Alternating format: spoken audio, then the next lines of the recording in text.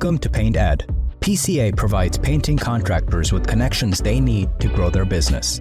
To find out more and to become a member, visit pcapainted.org. Find more great content just like this on PCA Overdrive.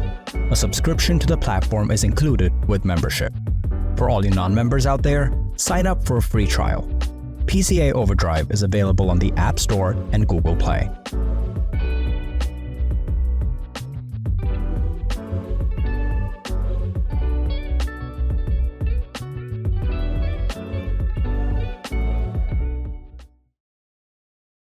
This episode is brought to you by Federated Insurance.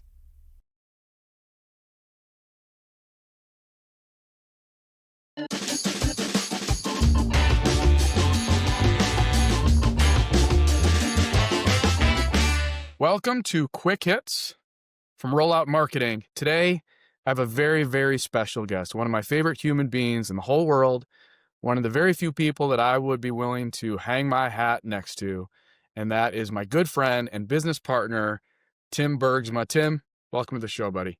Thank you. It's nice of you to say that while you have a million hats hanging behind you, but whoa, and I actually don't have your hat that I could hang mine next to, so that's true.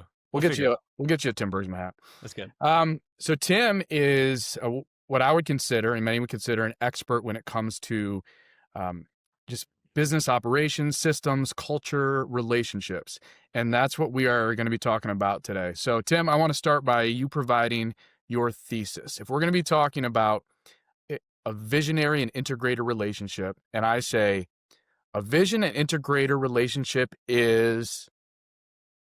A visionary and integrator relationship is critical to business health, probably the most important relationship and dynamic to get right within an organization. All right. That's a big statement. The most important relationship. Okay.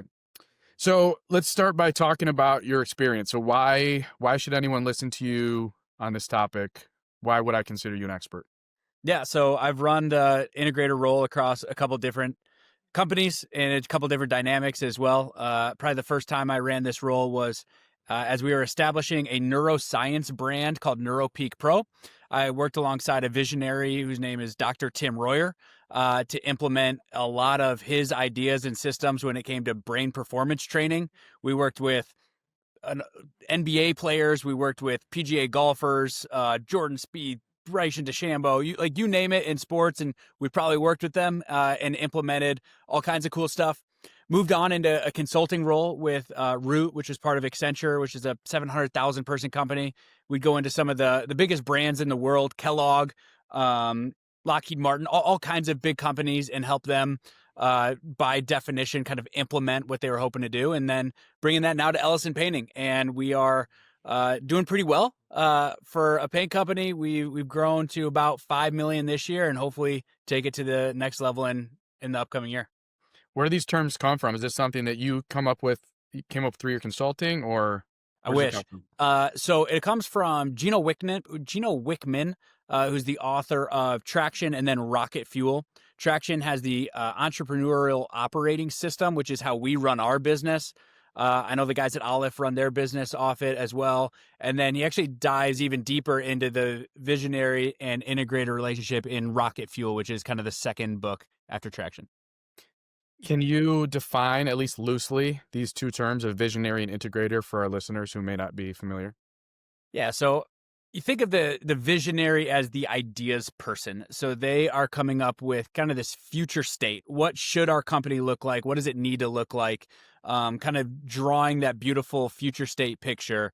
And the integrator makes it happen. They try to get the people, the systems, the processes, all of that in place so that future becomes a reality. So if I can translate, you're saying like the visionary is like the smart, creative one, and the integrator is like the grunt. Which one am I? In our relationship, which one am I? Yeah, so in our relationship, you are the visionary. I am the integrator. So I'm the smart, creative one? Everyone heard it, right? You nailed it. Yeah, that's it. There's one really smart one, and the other one's just kind of carrying the piano the whole way. But no, and I actually think that's probably one of the biggest misconceptions about that is I think a lot of people think I'm a visionary. I sit here with my feet up and I say, we should be a $50 million paint company. And the integrator just needs to figure out a way to make that happen. And if only they could make it happen, we'd be successful. I came up with this great idea. What's wrong with everyone else? Why aren't we a $50 million paint company? So I actually think that's probably one of the biggest misconceptions about how those two roles play into each other. You've told me a dinner party is like kind of metaphor or example. Yeah. What? Share that.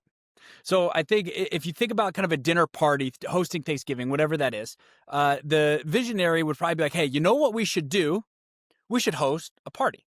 It's going to be beautiful. It's going to have food and drinks and decorations and all of these things. And then it's really the integrator's role to then make that happen. They're the ones who are probably creating the invitations or having the invitations created. They're honing the guest list. They're probably purchasing the food. They're maybe even cooking and coming up with the games. But it's probably not quite as simple as that, because in reality, there's a lot of back and forth that needs to happen. I don't know if you've ever hosted something, but we host Thanksgiving, and my wife and I always talk. It's more than just one person has the idea and the other person does it. There's a lot of conversation. Hey, what should we eat? Well, hey, I was thinking turkey. Well, yeah, maybe we do that and add sweet potatoes to it. And there's like this whole back and forth that needs to happen. It's not just the visionary says this grand statement and lets it float out there, but really they are partnering with the integrator about how to bring that to life and how to shape that. So you serve that role. So we both serve those respective roles in Ellison Painting, but also in rollout marketing. And that's been really helpful as we've launched rollout. Is, Rick came to me. Our other partner, Rick, came to me and said, hey, let's start a marketing agency for local companies. And I was like, don't want to do it. Sounds complicated. But if you want to start a marketing agency for painters, I have a lot of ideas. And we started brainstorming. I came up with all these ideas. Here's what it should look like. Here's who we should target. Here's how we're going to differentiate ourselves. And now, as we've launched, you're serving as that strategic catalyst. So on the front end, I'm serving as a visionary. On the back end, Rick and Paolo are our actual production guys. They're the nerds that know how to do all the actual marketing work. And you've been really excellent at connecting the two, translating back and forth and pushing that needle, right? And that's part of the role of an integrator too. Yeah, and let's not sell Brian short either. Brian's probably done more of that work than I have, but definitely the role that I've played in Ellison Painting and understanding our dynamic has actually allowed me to help Brian in some ways to, hey, pick this up here. Hey, push back over there. Hey, he's probably expecting this out of you, and we need to make this happen in order to get this idea across, for now, the start line, but the finish line as well. Yeah, brilliant. So no relationship is perfect. What are some of the toughest things or the toughest parts of managing a relationship between a visionary and integrator? Yeah, I think the first is what we just talked about, which is if you have a visionary who just thinks that they're the idea, I'm an ideas guy, probably next to useless, to be honest with you, because especially in contracting paint companies, like there's not that many great, crazy ideas in paint, right? Most of it's already been done. And so if you have that person, it's just the division of labor isn't going to be where it needs to be.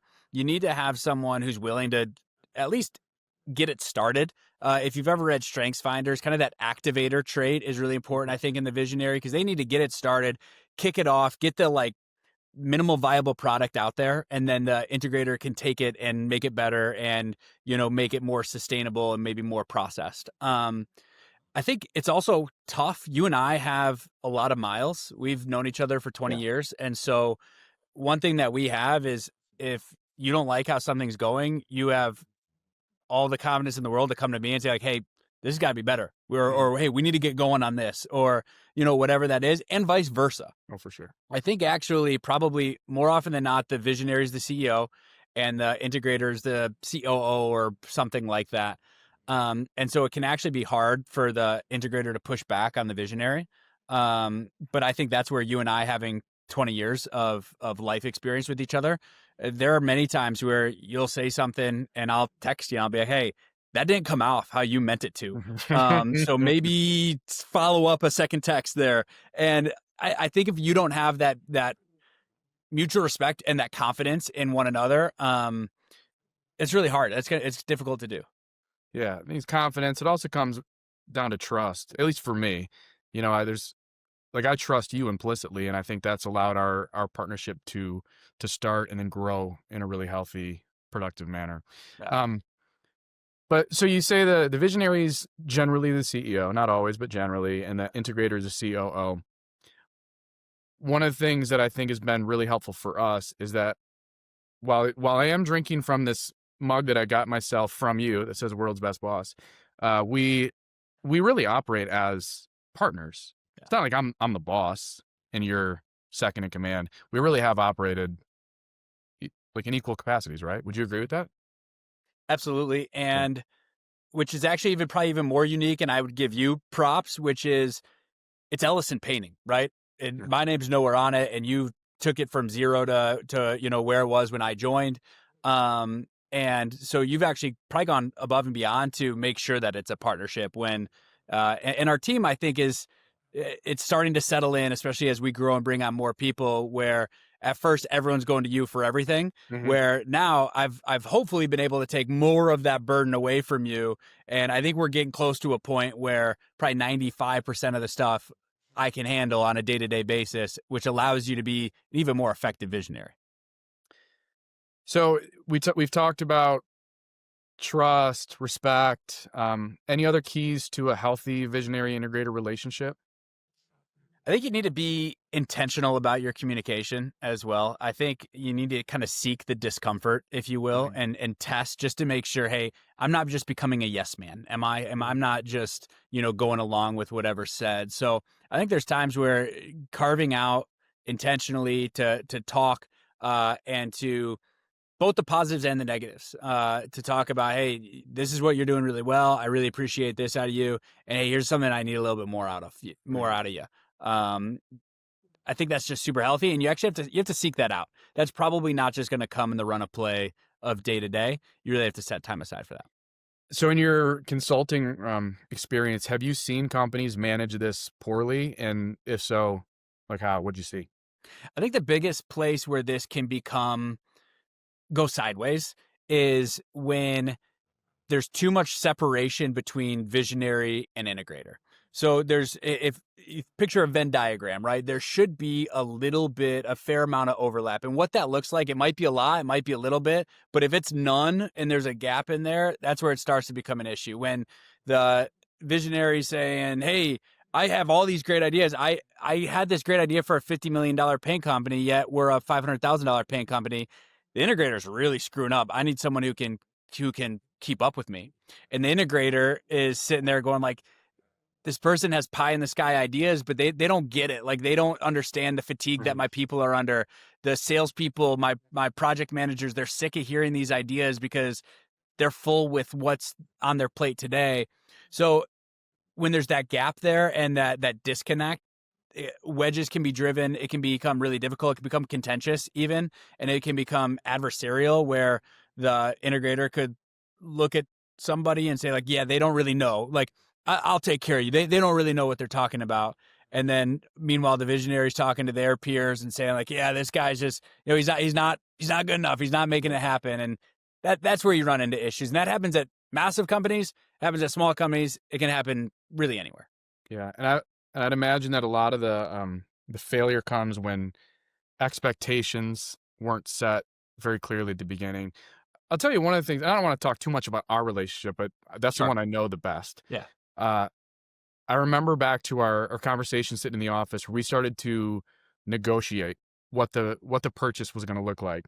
And we naturally found ourselves arguing for the other person, meaning, well, Tim, you got to think about this, in case this happens, you need to be protected in this way. And then you flip that around and you say, well, if this happens, you and Rachel need to be protected in that way.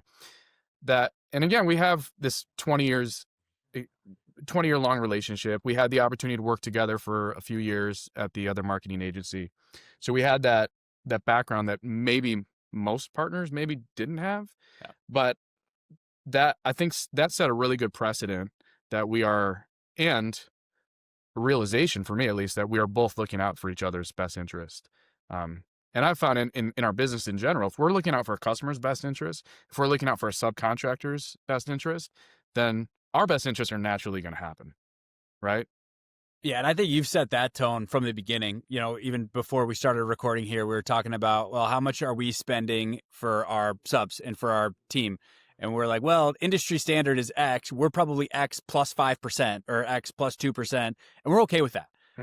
Because I think your abundance mindset when you started this company has spread to, it's really in the DNA and it's in the fabric of our culture, which is, we're going to look out for each other and trust that we'll be looked out for. And no one's taken advantage of that yet. If they do, they'll probably not be with us for very long.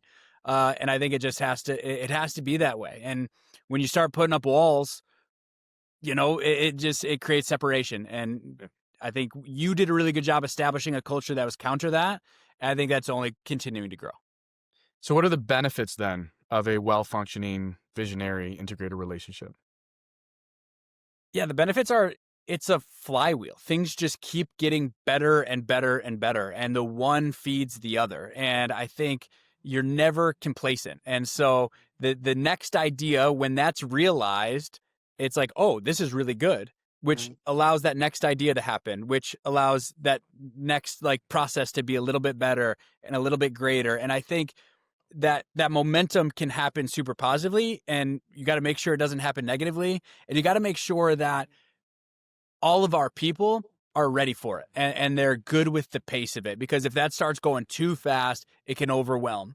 And so how do we create these ideas that are implemented that continue to get a little bit better, a little bit better, a little bit better, without outrunning the pace of our people? And I think that's when it's done right, you just get this company that's moving forward at a really good pace and becomes a movement rather than, a museum. And it's not standing still. It's not resting on what was done 5 years ago, 10 years ago, but it's fresh, and it might not even realize it's fresh because it's just getting a little bit better every single day.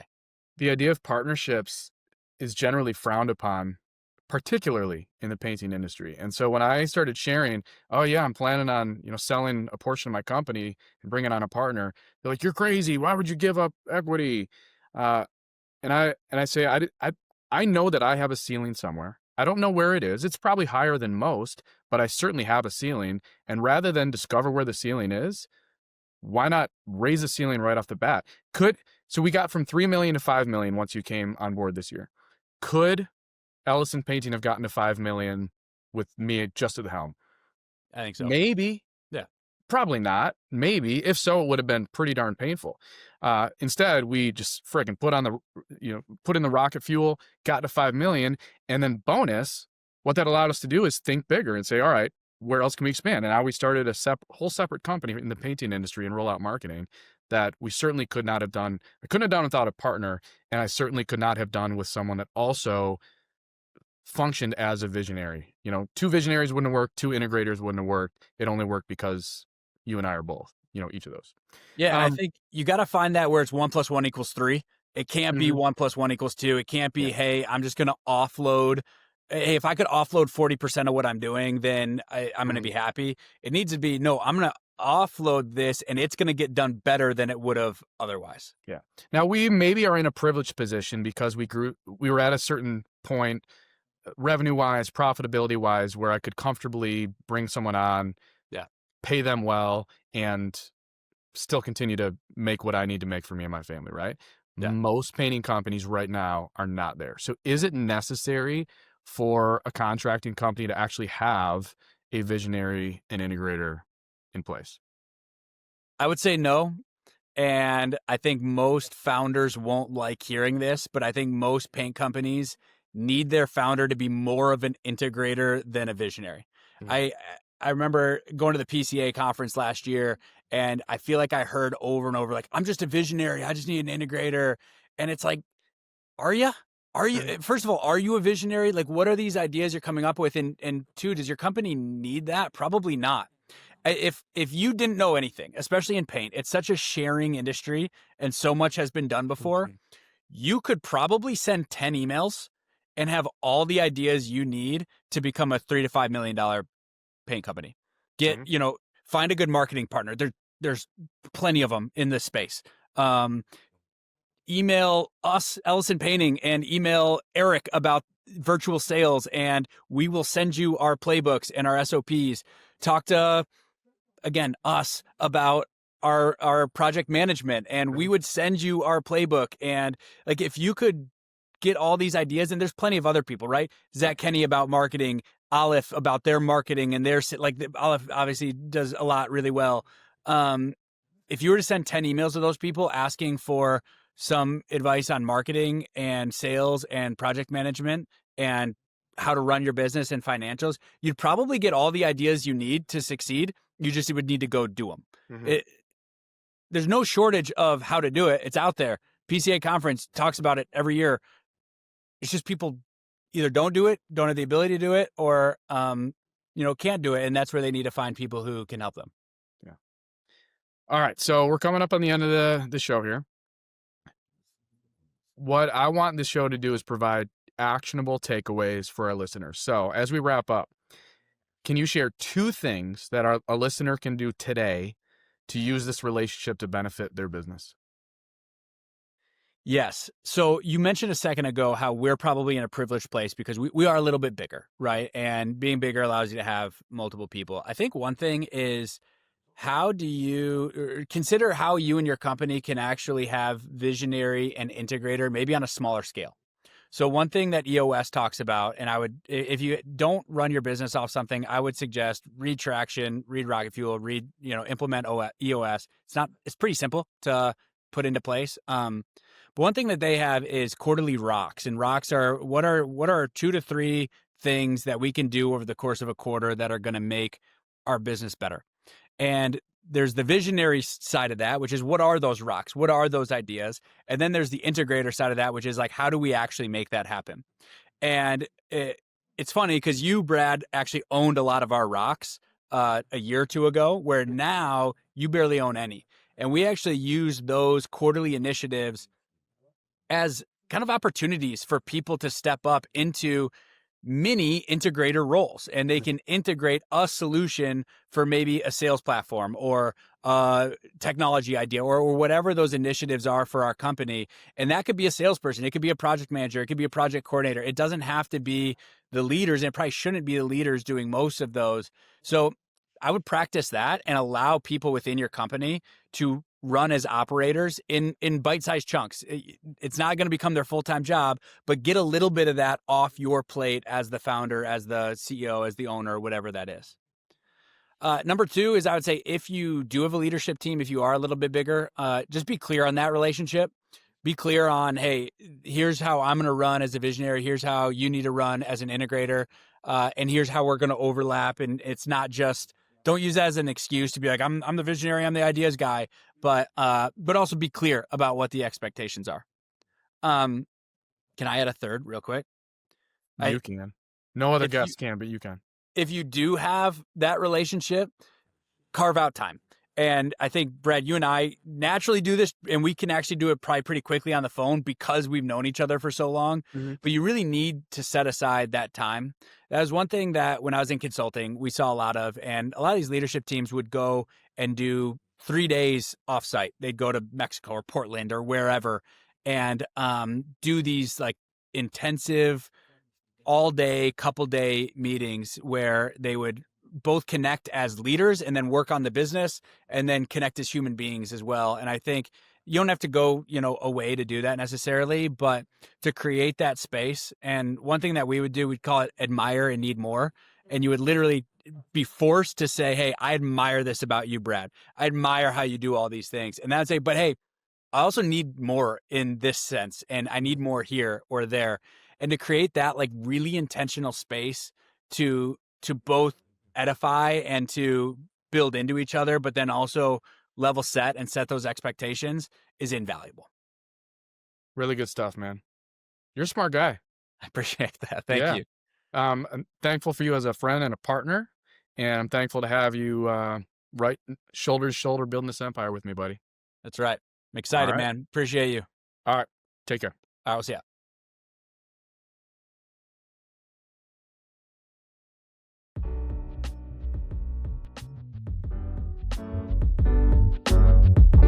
Paint Ed podcasts are produced by the Painting Contractors Association and are made possible by members and industry partners. To find out more about the upcoming educational opportunities or for more information about joining the PCA, visit pcapainted.org.